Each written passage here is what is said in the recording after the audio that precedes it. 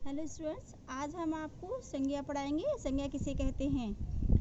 किसी व्यक्ति, वस्तु, स्थान या भाव के नाम का बोध कराने वाले शब्दों को संज्ञा कहते हैं। उदाहरण के लिए राम, कलम, कानपुर, दया आदि। इन उदाहरणों को पढ़कर ये समझ में आ रहा होगा कि संज्ञा क्या है। संज्ञा एक नाम है।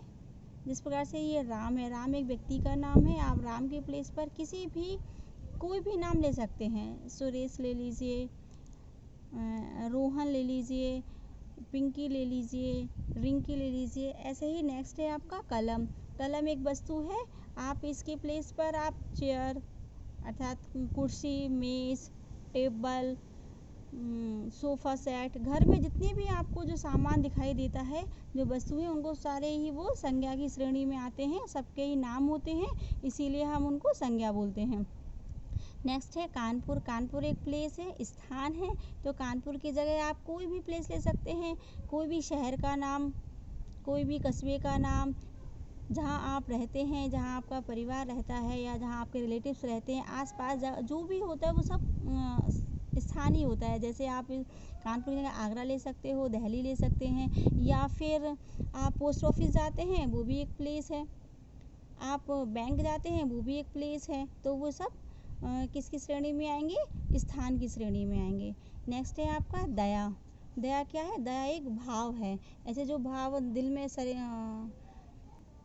दया क्या है? एक भाव है। मन में जो उठने वाले भाव उठते हैं, वही क्या होते हैं, उसको भी हम संज्ञा का नाम देते हैं। जैसे क्रोध है। अब आपके मन में किसी को देखकर या किसी बात को सुनकर जो भाव उठा क्रोध को, तो वो भी संज्ञा की श्रेणी में आएगा। ऐसे ही आप आगे पढ़ेंगे संज्ञा के भेद। संज्ञा के कितने भेद होते हैं? संज्ञा के 3 भेद होते हैं: व्यक्तिवाचक संज्ञा, जातिवाचक संज्ञा, भाववाचक संज्ञा। जो व्यक्तिवाचक संज्ञा समझेंगे किसे कहते हैं? किसी विशेष व्यक्ति, प्राणी, वस्तु या स्थान का बोध कराने वाले शब्द व्यक्तिवाचक संज्ञा कहलाते हैं।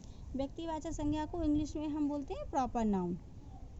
प्रॉपर नाउन जो पर्टिकुलर किसी व्यक्ति का या किसी स्थान का या किसी वस्तु का जब हम नाम लेते हैं, तो वो व्यक्तिवाचक संज्ञा कहलाती है। उदाहरण से आप समझेंगे, राम एक अच्छा क्रिकेट खिलाड़ी है। देखिए, जो राम है, राम एक व्यक्ति है, वो क्या है? क्रिकेट का अच्छा खिलाड़ी है। तो यहाँ पर राम अंडरलाइन किया गया, ये पर्टिकुलर है, ये व्यक्ति का नाम है, इसलिए ये व्यक्तिवाचक संज्ञा। यहाँ पर देखिए, क्रिकेट है, वो एक पर्टिकुलर खेल है। क्रिकेट कौन सा खेल है? क्रिकेट का खेल। तो उसमें कैसा है? वो एक अच्छा खिलाड़ी है। तो दोनों जो अंडरलाइन है वो व्यक्तिवाचक संज्ञा की श्रेणी में आते हैं। दूसरा उदाहरण है, सौरभ चौधरी ने भारत को स्वर्ण पदक दिलाया। किसने दिलाया स्वर्ण पदक? सौरभ चौधरी ने भारत को दिलाया। किस देश को दिलाया? भारत को। कौन सा पदक दिलाया? स्वर्ण।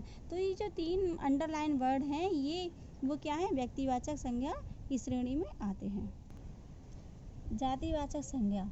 जातिवाचक संज्ञा को बोलते हैं कॉमन नाउन। इंग्लिश में बोलते हैं कॉमन नाउन। जिस संज्ञा शब्द से किसी प्राणी, वस्तु, स्थान आदि की जाति का, एक ही जाति की अनेक वस्तुओं का बोध होता है, उसे जातिवाचक संज्ञा कहते हैं। फॉर एग्जाम्पल देखिए, जैसे घोड़ा, मनुष्य, नदी, पर्वत, पुस्तक, फल आदि।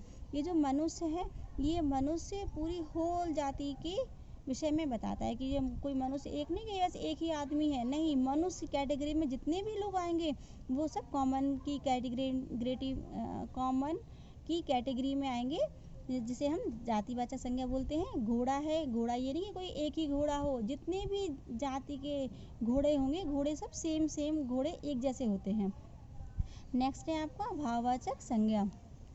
वे संज्ञा शब्द जिनसे किसी व्यक्ति या वस्तु के गुण, दोष, स्वभाव, अवस्था या भाव आदि का बोध होता है, भाववाचक संज्ञाएं कहलाते हैं। जैसे दया, क्रोध, गरीबी, ईमानदार, दयालु आदि।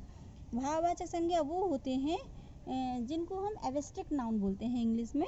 तो ये वो नाउन होते हैं, वो संज्ञाएं होती हैं जिसके हम किसी को भी व्यक्ति के उनके गुण, दोष, उसका स्वभाव, उसकी अवस्था यानी एज, कि वो ओल्ड एज का है या यंग एज का है, उनका स्वभाव यानी बिहेवियर कैसा है ना। ये जो सारे भावनाएं उसमें दिखाई देती हैं, उसको ही भाववाचक संज्ञा कहा जाता है। जैसे किसी भी स्टोरी को सुनकर या पढ़कर जो हमारे मन में भाव उत्पन्न हो जाते हैं, वही भाववाचक संज्ञा की श्रेणी में आते हैं। एग्जाम्पल में देखिए, दया। यदि किसी हम गरीब व्यक्ति को देखते हैं या ऐसा कोई दीनहीन व्यक्ति को हम देख लेते हैं और उसे देखकर जो हमारे मन में दया का भाव उत्पन्न आता है, तो भाववाचक संज्ञा होगा वो। यदि हम किसी को देखकर, सुनकर या कोई स्टोरी को पढ़कर हमें क्रोध मन में आ जाए, तो वो भाववाचक की संज्ञा में श्रेणी में आएगा। ऐसे गरीबी है, ईमानदार है, दयालु है आदि, ये सारे जो आपके उदाहरण हैं, ये सभी भाववाचक संज्ञा की श्रेणी में आते हैं।